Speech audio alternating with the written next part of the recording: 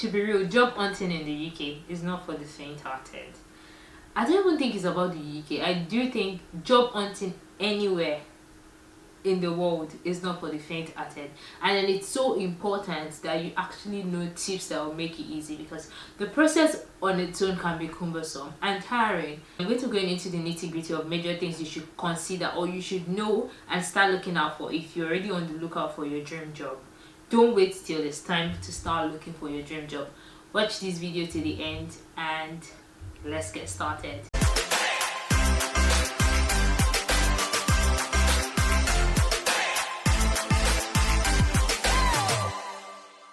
Now in today's video, I'm going to be talking about 5 major points. These 5 points are important. Emphasis on importance. Now the very first thing I'll be talking about is start early. Start early. Start early. I cannot overemphasize on that. And sometimes it's easy for, when people are telling you start early, you're like, oh, don't worry, this is my timeline. If I start looking for a job by January and by March I should have gotten a job, started a job. Please start early. I don't know about other countries, but most especially in the UK, the timeline for job hunting is really different. Like most of the time, the timeline between the job application to the interview to the screening process to you starting the job could be as long as 4 months. Yes guys, I said 4 months. Like the whole process could be as long as 4-5 months. The timeline, my dears, is not joking, it's not laughing, it's not friendly. So literally imagine you apply for a job in January.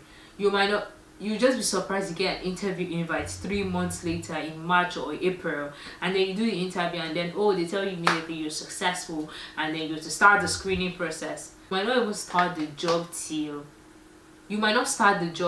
July, like till 6 months later in some cases. Now there are very rare cases you do the application, you do the interview, and in 1 month you're started. But I think for the bulk of the process, it takes a while before you actually, between application to interview to screening and to actually starting, it actually takes a while. So the timeline is really different. So if you're going to start hunting for a job, my advice is start early.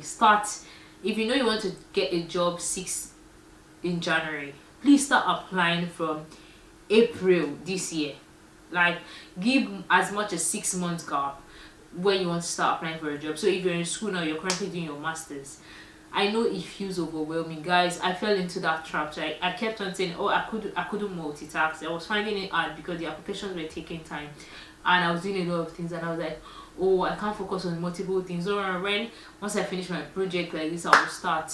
Guys, please start early. Start early if you want to get a job immediately after school, because like I said, the timeline is really different. Just take into consideration that the fact that like I said, obviously you might get a job and get started, but for the bulk of it, take into consideration the fact that when you apply, before you get called for interview, before you start your screening process, take all that into account, and please start as early as you can. And even if you start way earlier, most of the time they're going to ask you for a start date and say, oh, does this date work for you? If it's too early and you're still doing something, or you're still in school, you can be like, oh, this start date doesn't work for me, can we push it further? Trust me, yes. Out the offer, they say a bed at hand is better than 2 an hour flight. So basically, start early, start in time, start early, start in time. Emphasis, I cannot place enough emphasis on that. Start early and start in time. For point number 2, research is key. Research is key. Always tailor your CV to whatever role you're applying for. And the truth is, not every CV works. Let me bust your bubble. Not every CV works. And it's not just about professional jobs, it's about every form of job. Personally, I have applied to cleaning roles, I have applied to housekeeping roles, I have applied to store assistant roles, I've applied to I applied for warehouse roles. With CVs, I had to submit CVs, and then in my CVs I'll be like, oh, they're all the same thing, and I'm probably in my CV just talks about roles I worked as a customer service, and I applied for a warehouse job because there's nothing in my CV that is saying warehouse job. You would think, oh, they're all the same. Sometimes we all do think that they're all the same. It will not fly, guys. It would not fly. Like how important it is. Like I'm giving this example, I'm explaining this so you understand that it's not just about professional CVs. It's not just about when you're applying to Biomed or you're applying to like professional companies. Like every job you're going to be applying for, Research is key. Research about it. What does the role entails? Every role has specific CVs, basically specific CVs with specific responsibilities or duties they literally want to see. They just don't just want to see random things. They want to see duties that actually pertaining, or even not exactly the same as the role you're applying for, but something very closely related. Or you know you're going to be applying to this job. Write to the jobs you plan on applying for. What are the specific roles, those duties? And sometimes some job duties or some roles might look like, oh, they have similar duties. The same CV that will fly for a medical microbiology will not fly for an histopathology, because yes, as much as they are both biomedical scientists, the two are different specialties. There are different specific duties that are peculiar to each of them. Point number 3: apply, apply, apply, apply, apply, apply, keep applying. Now, for the most part, there's power in numbers. Now, when I say there's power in number, now I'm going to keep mentioning exceptions, because I know people keep saying, oh, there are exceptions of people who just apply to one job and get it. Yes, but it is safer for you to apply to multiple jobs, because then you increase your chances of being called for interview. Like, keep applying, through your net, don't stop applying. Don't stop applying, keep on applying. Even if you're sure, you feel like, oh, I'm going to get this job, oh, I've gotten called for I just called for an interview. Because you got called for one interview does not mean you stop applying. You keep applying. Like I said, there's power in number. There's something I heard someone say, I like, the higher the number of applications you've made, the higher the chances of you being called for interviews. And that is the truth. Using my experience as an example, there's a particular role I used the same CV. I'd applied to that place 3 consecutive times. The first 2 times I never got shortlisted, but the 3rd time I got shortlisted. If I'd stopped applying, I probably would not have gotten shortlisted for the 3rd interview, like at the 3rd time for the interview. Though obviously I kept on tweaking and making things better, but obviously it still shows the fact that there is power in multiple applications. So keep applying. Don't just say, oh, I applied to one, or I applied to just Microsoft. That's it. It's just one role I want Microsoft. If you want to apply to all your rules, apply to all your rules in Microsoft. Keep applying. Apply to Google. Apply to everything. Multiple applications. There's power in multiple applications. You have more chances of actually getting an interview and getting that dream job you want. Now, if you get multiple offers, now it's left to you to actually sit down and consider this and say, oh, this is going to be the best option for me. It's better for you to have multiple offers where you can actually consider and weigh your options than have just one offer. So like I said, there is power in applying. Keep applying, keep applying, keep applying. Don't get tired. So point number 4 is nail that interview. Like, oh god, I've had so many experience with interviews. I've had to interview for cleaning roles, I've had to interview for steward roles, I've had to interview for shop assistant roles. And one thing I learned, initially when I started going for interviews, they asked me, oh, what is ARS? I started defining until I spoke with an hiring manager, and he told me, you know what, for the most part, the hiring managers are not just looking about, they're not just trying to listen to what you say, they also want to see how you say it, what's your dispositions about saying it. So it's not just about knowing how to define according to Google, according to this. There is a way, like there's specific things different roles look out for during their interviews. Their behavioral aspects they look out for. It's not just, oh, knowing the science about it. There are also there are technical questions. There are also behavioral aspects. There are different things that people look out for in interview.